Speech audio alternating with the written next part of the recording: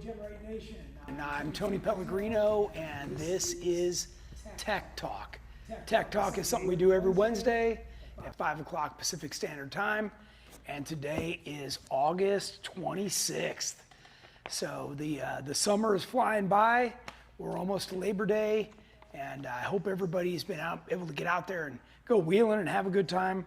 As a lot of you know, I just came back from the Great Smoky Mountain Jeep Invasion back in Tennessee, and it was good to see a bunch of you out there, and really enjoyed my time out there. And I'm going to talk a little bit about some of the changes we've already made since I've been back. So if if you're just joining us for the first time, you can go back and watch previous episodes. So if you don't happen to catch it live, then not a problem. You can watch it again. The fun part of it being live is you guys can ask questions, and Jamie here will read those off to me, and I can try and answer as much as I can. Therefore, if you have a comment, you just type it in. Sorry, if you have a question, you just type it in as a comment, and Jamie will read those back to me. It is hot here today, very, very warm. And we're in the shop, obviously, so the floor is not very smooth. So when Jamie moves the camera around, it might be a little bit wiggly. Sorry about that. We'll apologize in advance. But nevertheless, we're here to talk about your favorite subject and mine, Jeeps, how to drive them, how to build them, everything related. So thanks for joining us. I appreciate everybody taking time out of their schedule. Okay, and then lastly, if you haven't already subscribed, please do turn on your notifications, and then that way you'll get a notification every time we upload a new video, which we did this morning, and or a live like this. So, all right. Today's show is good for all GenRight fans. Like I said, I'm just back from the Jeep Invasion back there in Tennessee, and I wanted to let everybody know, not only back there, but people that are on Tech Talk, I'm listening very carefully to what people are looking for, and I'm trying to do the best we can to deliver that as fast as possible. And one of the things that I wanted to let everybody know was when we released our dovetail corners for the JKs, we did it around our V2 cage. Well, just this week, we made it available for the V1 cages now. We've got a lot of those out there, and many people back there in Tennessee asked me about that. Well, they're now available. They're on the website. You can buy them, and with pretty quick delivery. I think it's like a 1-week delivery. So anyways, that was some good news I wanted to share with everybody. What's happening around here? Well, obviously, I came straight back, and we've been working on the Vector. That's our brand new JL suspension, and I'm going to talk about that today. We've got a Tracer customer over here build that we're working on. Maybe we can spin this around and look at that. I can do it. So that one right there, and then the white Jeep next to it is a JK that we're doing a full elite. He's getting these axles right here put under it, and the one on the end is actually a TJ to LJ conversion, and that one's just getting finished up too. So we've got quite a few things. Jamie's working on his over here. I've got my little budget TJ and the other over in the studio that I'm going to be working on. I've got Terramoto, I've got Aftershock. They're all here, and we're working on a little bit of everything for the different events coming up. Okay, one of the things that I did not want to forget to mention is that we are offering free shipping right now for all GenRight products over $500. So that's a pretty good deal. And so if you've been, kind of looking for that next sale, it's on right now. You don't even need a code. Just go order it, and it'll come up in the shopping cart for you. Let's see. Jamie suggested that for my tech tip today, that I tell people to check their transmission bolts. He's had them come loose a couple of times, and he said that's a good thing to do before you go out wheeling. They do get loose, and when they do, they'll pull the threads. So, and if you have an aluminum case, then you got to helicoil it. You know, it's a big mess. So do that. Austin said, deburr the edges on whatever you're about to paint. Paint doesn't like to stick to sharp, laser cut edges. So if you deburr those, paint will stick a lot better and it won't peel or flake off, and you'll get a better result out of that. So those are our tech tips for today. Okay. The other thing Alfie told me to mention as I walked across the street was that he's installing one of our brand new JL frame chop bumpers on his Jeep. And by Friday, we're going to have updated pictures on the website of what it looks like, how it mounts. And I saw the guys working on it. It looks really good. So I think everybody's going to be excited about that. All right, let's talk about vector suspension. So the reason I'm standing here in front of one of our EXS chassis is this is what the Vector is based on. And that's an important thing for you to know, because this is the top of the line chassis in this entire industry. And this has all kinds of things built into it, where it can take 14-inch travel shocks, it can take V8s, it can take V6s. It sits an inch and a half lower. Because we made our own frame, we could actually push it up so the axles could tuck up even higher. So in addition to the flat belly, in addition to the larger gas tank in the back, our EXS is really the top of the line. That's what I've got on Aftershock, and it is wonderful. And this is a full production chassis. So this one happens to be, that I pull over here, is just one we have in stock. So this is a 3-link front suspension and a double triangulated 4-link rear suspension. Now the reason that's important to mention is because that is bind free. The moment you put a 4th link in the front, it starts to bind. And that's what blows out all your joints. And it's very important that as you advance your Jeep, that you're not making more work for yourself. We use real Courier Rock Jock Johnny joints, and those have a big 1.25-inch shank. And all of these little things may not sound like much, but they're all important into the way the whole system works and how long it lasts, how durable it is. So the Vector is the budget-friendly version of this. So what we did was we took this middle section out of here and we put it inside the factory Jeep frame. So let's kind of come over this way if we can, James. Probably all the way to here. No, that's the extent of it. Yeah, you're doing good. It'll keep going. Or you can zoom in. Okay. So on your factory frame, yes, of course, you cut off the original brackets. And this is something I wanted to point out to everybody. There's only so much you can do with your factory brackets. Now, there's a lot of companies out there that make what they call relocation kits. So they bolt additional sheet metal onto your existing brackets, only leveraging that stuff to accommodate a bigger lift or a long arm suspension or something. And GenRight, we don't believe that's the right way to do it. We cut all that stuff off and we put in brand new stuff. So right now, if they can see it at all, James, it's plated. We fish plated the inside, otherwise known as like a giant gusset that goes on the inside of the frame. And then that's what these two massive cross members attach to. Now, it's important to know these are the exact same cross members that we're using in our EXS kit right over there.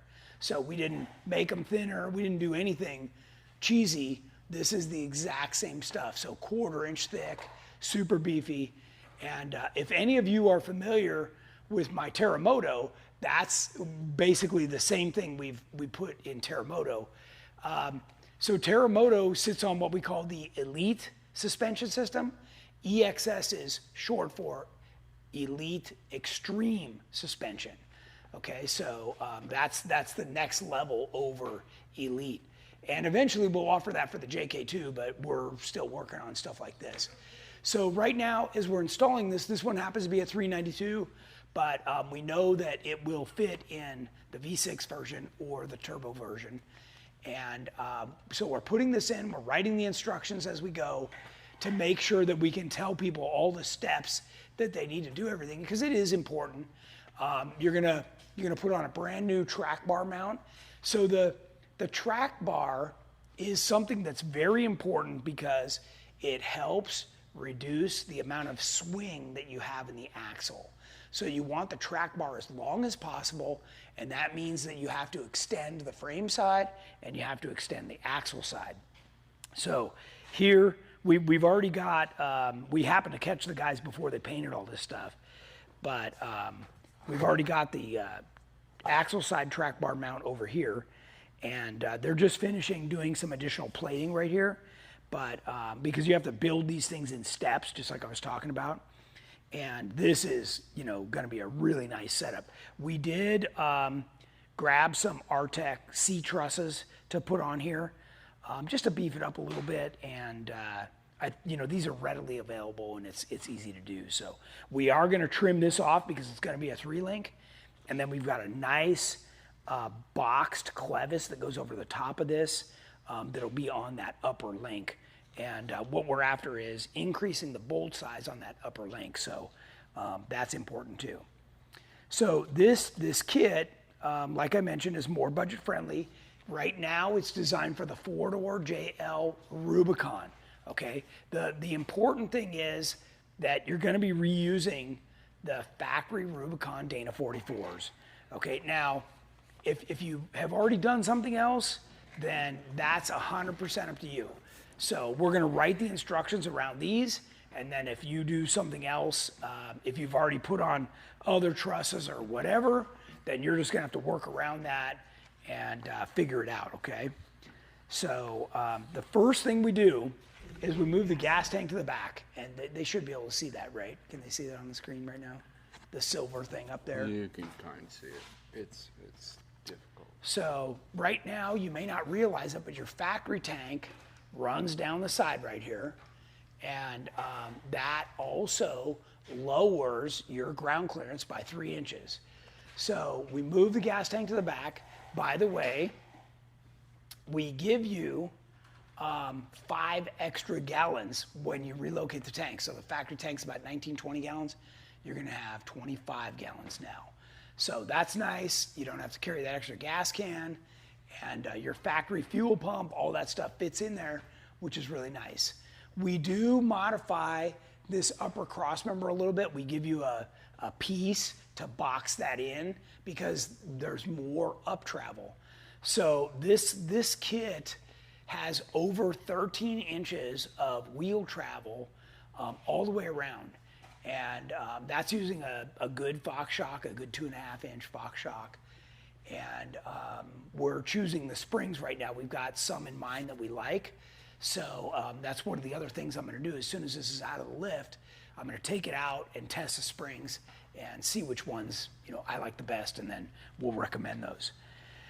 So one of the things about this when you're using the Dana 44s is you're kind of limited to that like 37, 38-inch tire. I know people run bigger tires, but you just got to remember with that kind of suspension travel, you may get into all kinds of stuff. So we're recommending a certain wheel offset. We're really going down to all the details so that you don't get caught, not buying the right thing. But the main thing is that you gain 3 inches of travel right here in the middle. So this middle section, one of the technical terms for when you go off-roading is called breakover, okay? So if you go up a steep mound, right, that's what your breakover is gonna be. Well, on 37-inch tires, this Jeep will have the same breakover as a buddy of yours with 40s because they don't have the flat belly skid. And that's super important because now your Jeep has a lower center of gravity. It's going to drive better on and off road. It'll be better, on off cambers. It'll feel better all the way around. And that's a big part of what we like to do here at GenRight is it's got to run good on road and off road. Okay. Next is the flat belly also helps to protect the drive shafts a little bit, and certainly the double triangulated rear suspension really protects the rear drive shaft. So these are all important things. Drive shafts are probably one of the most vulnerable things. Once you got a built Jeep, you can beef up everything, but then you're still stuck with, a thin tube drive shaft. And, that's we're doing our best to tuck those up and keep them out of harm's way. The front axle on these is a high pinion, so the drive shaft's actually above the lower link. So you'd have to try really hard to get into that front drive shaft. All right. Let's see. The other thing about this kit that helps to make it budget friendly is that you're going to use the coil springs and shocks that you currently have. So if you're happy with the amount of lift that you got in your Jeep, then you can just keep all that stuff. You don't have to rebuy it. You can install this, and then down the road as you want, you can improve on that based on your personal preference, okay? That makes it a lot more cost effective by keeping the factory axles and then whatever springs and shocks you have. Let's see. I know this is kind of long, but stay with me. It's going to be worth it, okay? Let's see. Once you cut off all the stock suspension brackets, you've got all that stuff out of the way, you're putting in these heavy-duty suspension parts. These are the backbone of your entire vehicle. So as you want to go to bigger axles, as you want to go to bigger tires, this is all the stuff that has to be beefy. And, quite frankly, you're welding that stuff in, so you don't want to be cutting that out and replacing it. This is made to last for the lifetime you own this thing, okay? All right. We do have a couple questions. Sure.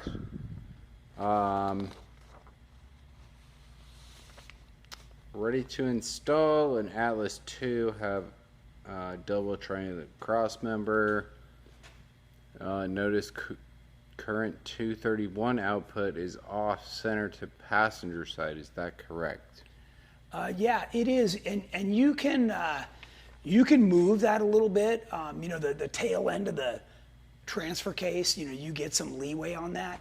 What you got to be careful is on the front drive shaft that it's not touching anything along the side of your transmission. There might be cooling lines there. There might be the edge of the pan. You've really got to take that into consideration. And because the front axle swings a little bit with a track bar, you got to make sure you cycle that and really verify that it's not going to get into something there. And, LJ Cowboy is the free shipping deal for a single item or combined items? No, it can be for combined items, GenRight items, right? This doesn't count for Fox and King, GenRight product, other brands, right? Even though we sell other brands, this is really a GenRight sale. And you can combine all kinds of stuff. Okay. Is a similar system coming for the JT? So that's a good question. Obviously, the front portion is exactly the same. What we got to do is work on the back portion. So I'm gonna give you another hint. We're already working on a version of this kit, so it would be an additional upgrade that you can do initially or down the road that we're calling the Vector R, and that's going to be where it's got 2.5-inch coilovers all the way around. And we're going to finish that, and then we'll go to the JT stuff. So, guys, we have more projects and things we want to do than there is time in a year or years. So I appreciate you asking that. Trust me, I'm listening. But hopefully we'll get to that stuff. Okay. What else you got, Jim?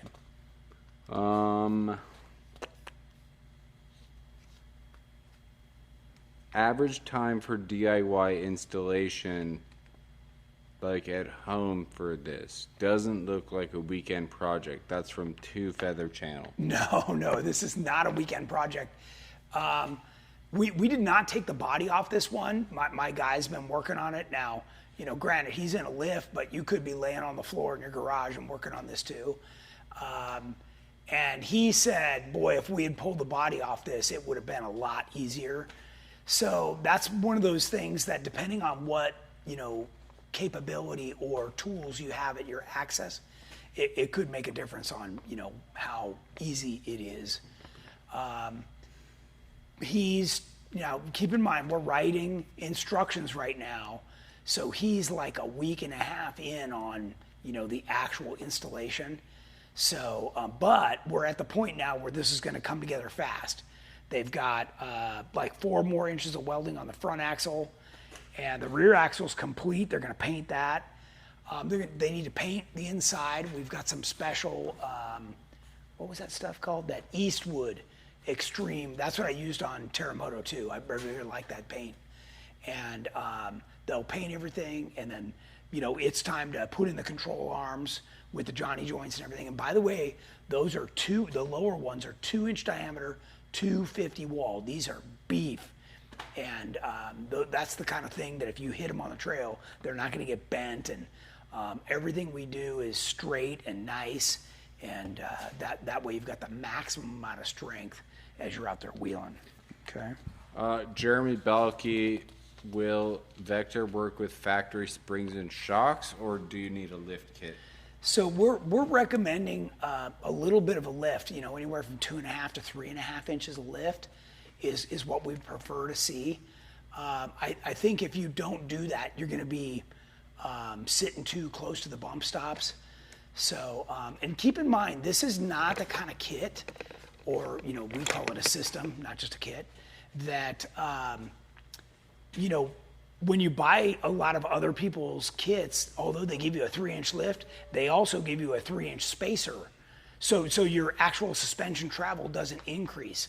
That was one of the points I wanted to make today, is that if you heard me, it's over 13 inches per wheel of travel. That's a lot. So, we're not limiting anything. We're making sure you got up travel. We've Frenched in a section of the frame up here so that the track bar and drag link have somewhere to go in the frame. We're relocating the oil filter. We're looking at all those little things that makes it smooth when you go to put this in your Jeep, that it's going to work perfect. So that's what we're figuring out. What else you got? Jeremy Crumbly, once all the axle links are set, once all that's set up and figured out, are you considering incorporating the coilover towers next? Yes, that's what I just talked about, where we're going to call that the Vector R. So that's a kit that you could add to this. So if you already have this in your Jeep, you could add that to it, or once it's available, you could buy it all at the same time. But that's a few months down the road before we have that dialed in. Okay, but that is coming. The Vector R. Mr. Rickstar said he noticed how his double triangulated protected his drive line on the Rubicon. Yep. Yeah, it makes a big difference. And those links, if you look here, I don't know what kind of kit you guys have on your Jeeps, but they always have the lower links are sitting right here. So it hits on everything. These are all tucked up. These are the link mounts right here. They're flush with the bottom. You can't hit anything. So you've got a completely smooth bottom. And, even if you touch it, you can just drive along and, just skid right along without getting hung up. Your factory skid plate, man, it's got all kinds of stuff under there to grab onto rocks and dirt and stuff. And, it's just waiting to hang you up. So this is not like that at all. Okay. What else you got, James? That's all I got at the moment. Okay. So the other thing that I want to remind everybody about what separates GenRight from every other company in this industry is that I, the founder of GenRight, used to race in the unlimited class at King of the Hammers and Ultra 4. That is unlimited budget, do anything you want, and I learned a lot about what is actually possible, what one of these crazy built vehicles can actually do. And I worked with all the different manufacturers to improve their products, and also to make it so that we could do better in the race. So we've got a ton of experience, not only in rock crawling, but actually in desert racing too. So I just want to remind everybody, those are very significant things that separate us from everybody. And we've figured out what parts work, like Johnny joints, like FK Heims that are in the steering. These are all the things I see everybody else struggling with, but we've got it figured out. So that's one of the benefits you're getting by going with our stuff. Yeah.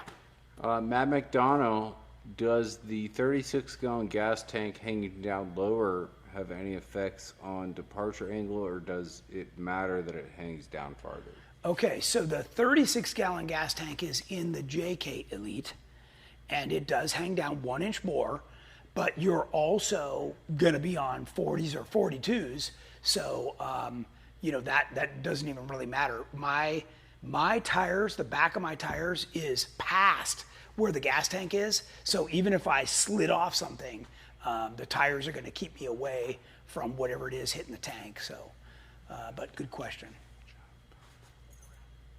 And 36 gallons is like my favorite.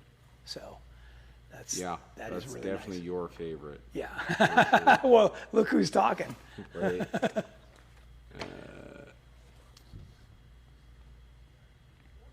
I don't exactly understand this, but it says cough dovetail frame chop bumper for full width JK. Yeah. Cough dusty in here.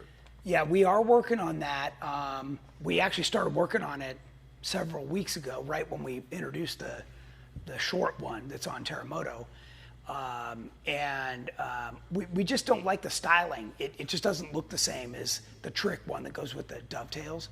So we're trying to finish up that style, and it just hasn't hit me quite right that I like. So I've put a pause on it until I figure out a way to make it something that I like. But it's coming. Okay, Chick Ashka 2017 JKR stock suspension 35s, GenRight fenders, no lift. What tie rod, drag link, and track bar would you recommend?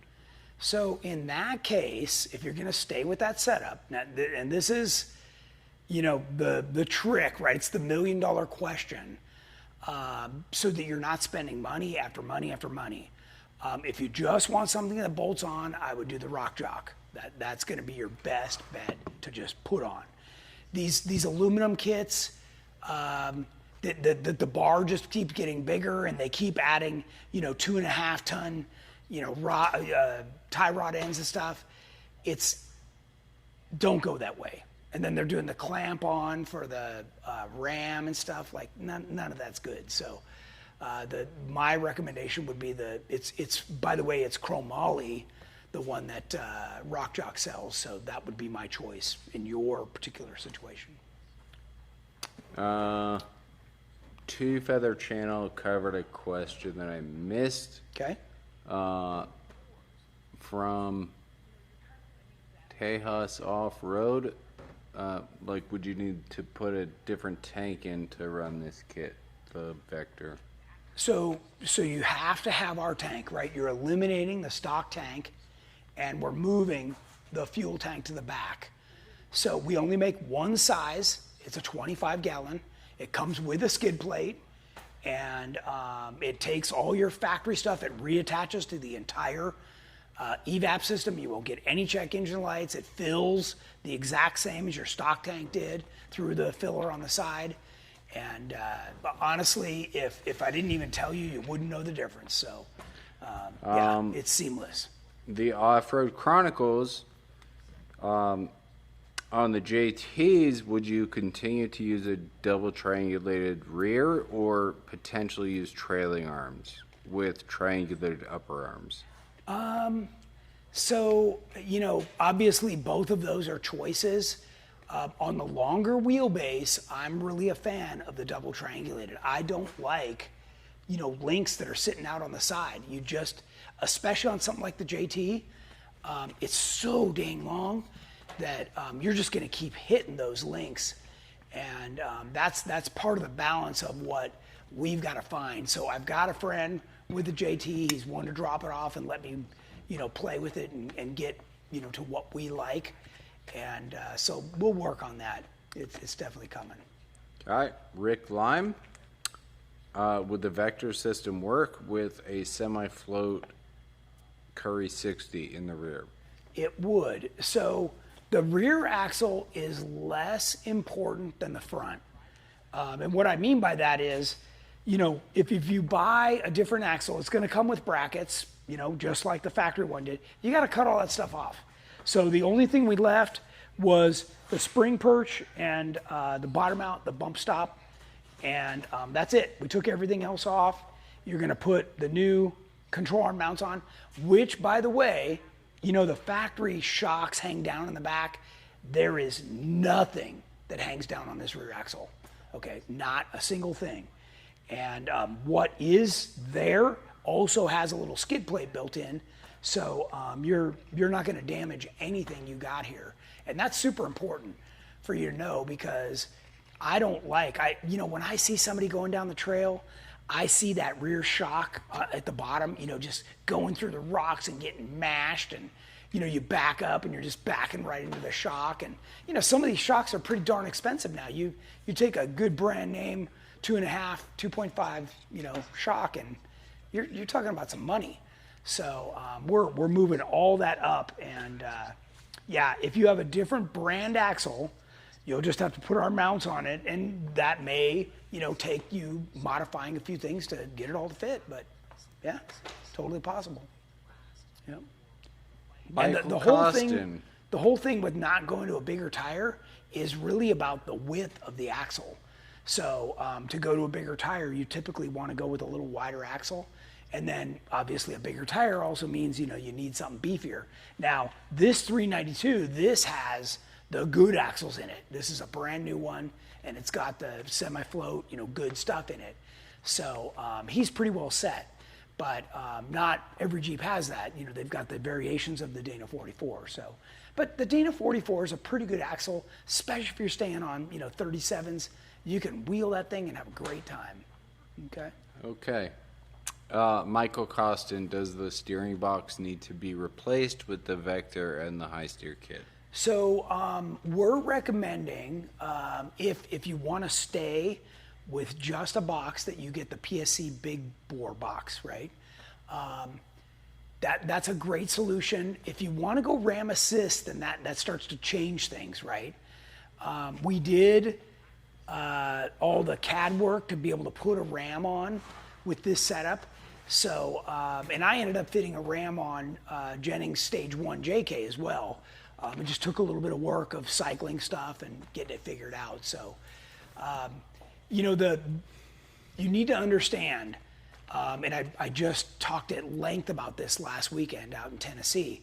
You can't just buy a ram and stick it on there. It's got to match the throw of your axle and the range of motion on the steering box.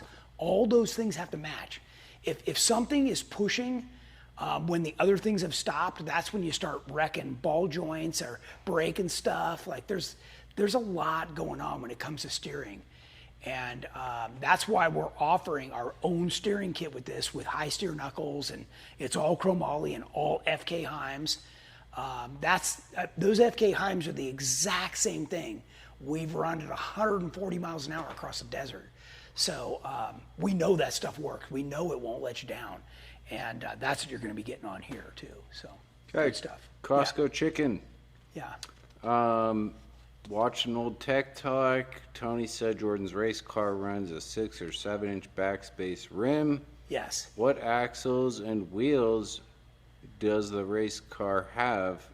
Can we run 6 inches or more backspace on Dynatrack or Curry? Yeah, so Dynatrack developed their own knuckle a few years back, And the idea was that you could run a 6-inch backspace wheel.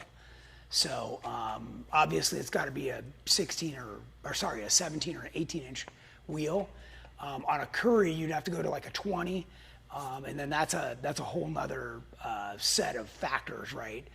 So what it really is around is a wider axle, okay? And then you can move the back spacing in so you reduce the scrub radius, right? You guys have heard me talk about that before. And the scrub radius matters when you've got your lockers on. And when you're going up something and you want to keep traction, if you start getting a lot of scrub radius, it's breaking traction, and therefore, not all the tires have grip anymore. And depending on, where you're at, I've been on some sketchy stuff. This one thing in Alabama called the boat ramp. It's very, very slippery with water running down it.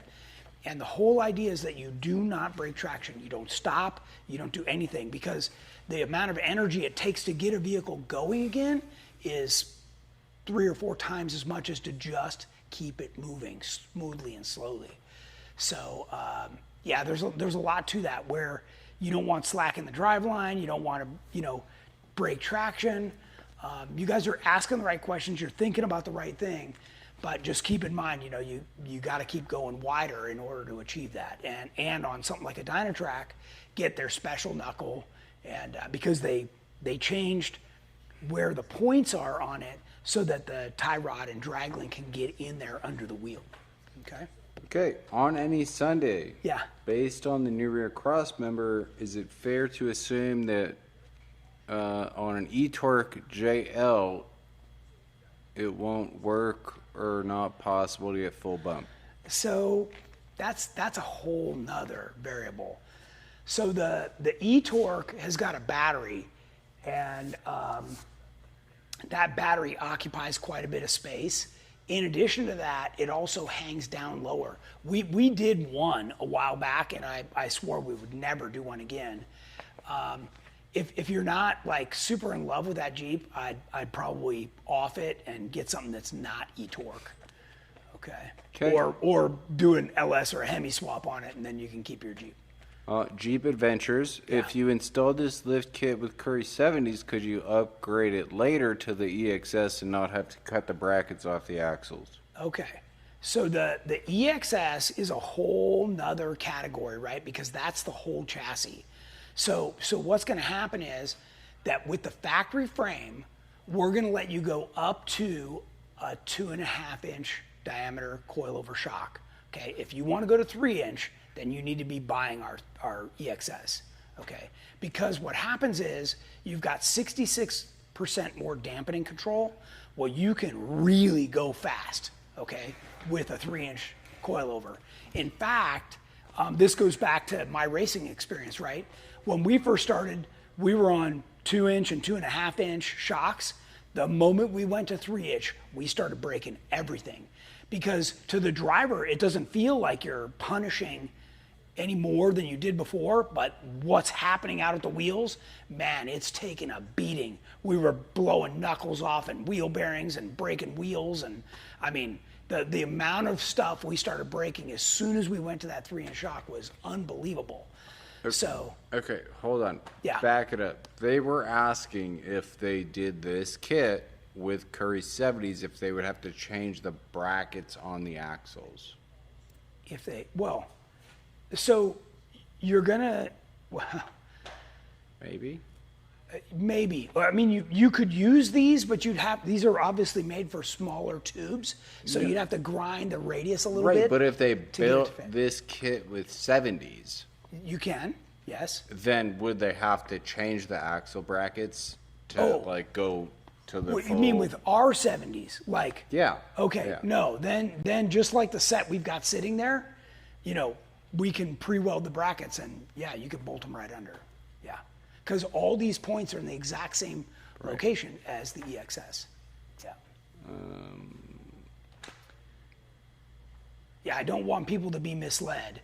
In this in the Vector configuration, this is a 2.5-inch max shock. You want bigger, you got to go to EXS. Okay. Jeremy Crumbly, if doing a comp cut extend the rear axle further back than the tracer position for departure, would you do longer links or move the double triangular cross member back to keep the same link lengths? So moving the cross member is a almost, I say almost impossible thing, because what's happening is we have the cross member right where the drive shaft U-joint comes down over the top of it. So if you move the cross member back, now the drive shaft's actually hitting the cross member. You could make a two-piece drive shaft, yes you could, but I wouldn't do that. I'd just extend the links and call it good. So I don't know how much further he's going back, but it wouldn't be that big of a deal. Michael Costin, what up travel versus down travel are you seeing with the springs you guys used with the Vector? So I can tell you back here, you know, that's a good 2 inches of additional up travel, the way that we've done everything. So that means you're getting 11 inches of down travel, okay? So with a total of a little bit over 13, almost 14. Matt McDonough, can you get dual exhaust through both sides of the cross member? Looking to see if long tube headers will get by the driver's side. Yeah. So length and stuff. to answer that shortly, no. What's going to happen is we're going to bring the exhaust down and we're going to cross over and merge the two in a Y right here, and then we're going to come back. That's exactly the same way we do it on the EXS with Hemis. So this exhaust, so on an EXS, you're buying an entirely new exhaust that we custom make. On this, we're going to cut apart the factory exhaust and modify it in a way that you can still reuse 99% of it. And again, a huge cost saving. You know, the exhaust for an EXS is, you know, $5,000. So we're really trying to make it more budget friendly. We have a couple of people asking about the budget TJ build, but someone else commented they want eyes on the Vector, not on the budget TJ. Well, next week's show will be about the TJ build. Okay. Crawling TJ, have you measured the underhood temps with and without hood louvers? Talking about a one-piece louver for a TJ. Yeah, it's 20 degrees cooler with a hood louver. So you'll notice, like on your temperature gauge, it'll be 1 notch, you know, cooler on the gauge itself too. So it's definitely noticeable. And honestly, if you stop, you can see the heat just pouring out of there. So it definitely works. That's all I have right now. We did pretty good? Okay. All right. So where I was going with the fact that I raced the unlimited class of King of the Hammers and other desert races was that what that allows me to do is trickle down this stuff into the products that we offer you guys. And remember, I'm running exactly the same thing we're selling to you. So it's not like we're selling you one thing and I'm doing something else that's totally cool or custom. It's the exact same thing. I make sure so that when you guys call, we can give you tech help and everything. We want to build great product that has a ton of value and you guys can use for years. So that's really what this is all about. And that's why I didn't start with the suspension that went to the factory frame. We had to really put our thinking caps on and figure out how to beef this up and make sure that it would stay together. So I'm glad so many people are interested. I mean, it's great. And this is gonna be a fantastic kit that you will love. You know, if you've never driven something with a double triangulated rear suspension, when you're articulating through something, you know, it's completely bind free on the trail. And the rear tire will just follow the front tire. You don't have to oversteer to get the rear tire up and stuff. It's absolutely amazing. And I always tell you guys, you know, if you get a chance to go for a ride with me, you should. And that's some of the stuff that I show you is like, watch this, you know, and we go through some crazy stuff and you just see that rear tire just following right along. So, and it still drives great on the street. So Okay. Peter says hi. Oh, nice. Hi, Peter. Okay. So the last thing that I was going to mention, I'm talking about, these parts and the quality, whether it's the steering or whatever. I just want to remind everybody that I took my aftershock JL with the hard top, the hard doors, everything, and I was pre-running this last year's King of the Hammers race course. So I want that to speak to the durability of what we're doing, the performance of what we're offering, and I just don't think that should be overlooked, because what we're offering is head and shoulders above what everybody else is down here, fighting against each other, and we're just in another class. And if you get a chance to look at this stuff up close, you'll see it's a whole nother tier. So, all right. Anything else, Jim? Well, we got a few more minutes if you guys want to ask some questions. Yeah, KCLA said, are there any special requirements to weld onto the JL frame? ER70S-6 solid wire dual shield or something? Yeah, we tell you in the Or- instructions. Yeah, Okay. we give you the spec that we want you to use in the instructions. And But yes, there is. yeah, some Mr. Rickstar commented with my full-size hood louver 4.0 motor barely gets to 205 anymore. Good. I love that third-party endorsement right there. Yes. Nice. That's it for now. Looking pretty good. Okay. I don't know if we have time, James, to show them more of the close-ups and stuff on this. We did. If you saw the video that Jamie and I released this morning, it did have a lot of close-ups on this stuff. So that's also on YouTube, the same place you're watching this, but it's just a video. So you guys can go back after this and watch that, and we had it really well lit, so you'll probably see in a little bit more detail everything we're talking about. Okay. You got more questions over there? The next Jeep night is September 18th. September 18th, yes. Right. Yes. I will be traveling again, so I won't be there, but all of our guys go. So for us. Now, for those of you in the greater San Diego area, I will be at Bent Motorsports Tony Tuesday on September 8th with Terremoto. So if you'd like to see that up close, that's going to be your first opportunity to come see us there. And I'm going to bring some swag to give at the raffle and stuff. September 8th. I think that's in Vista. So look that up, and it's going to be fun. That's a good crowd down there. Michael Costin, did Tony go to Gas Monkey Garage? Say that again? Did you go to Gas Monkey Garage at Sturgis? I did. It was pouring rain, and I ducked in there and hung out for a little while. Yeah. And Matt McDonald, can we get more videos of Terremoto V2 ripping? Yes.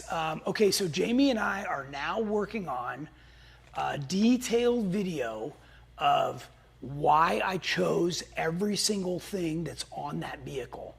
So for you guys that are really techie and want to know everything, there's a reason. There's not a single thing on that vehicle that's by chance.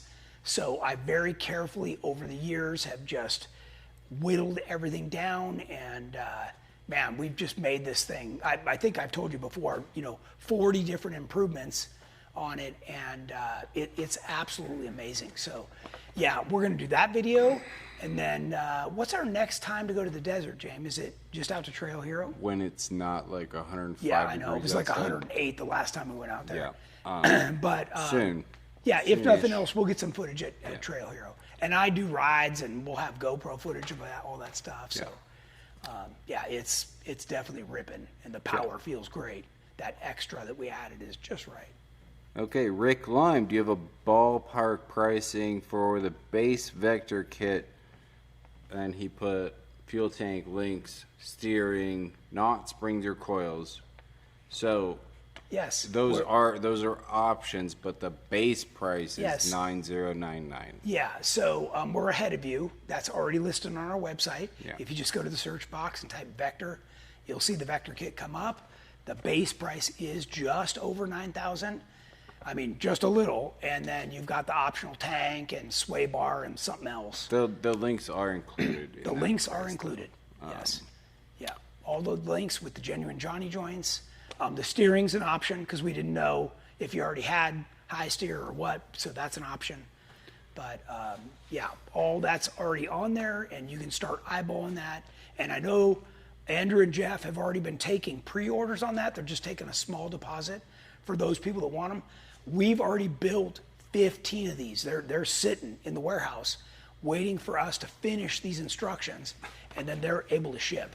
So we just don't want to ship them out to people without instructions, or, that's going to be a disaster. So we're real close on this, like I said, and this will be going together. I know the guys that are helping me work on this, they just said like this weekend, like they expect to have this thing like buttoned up, and then we'll be testing. So that's how close we are. Okay. Jason Ellison, do you have any special procedures when welding on the newer Jeeps to protect the electronics?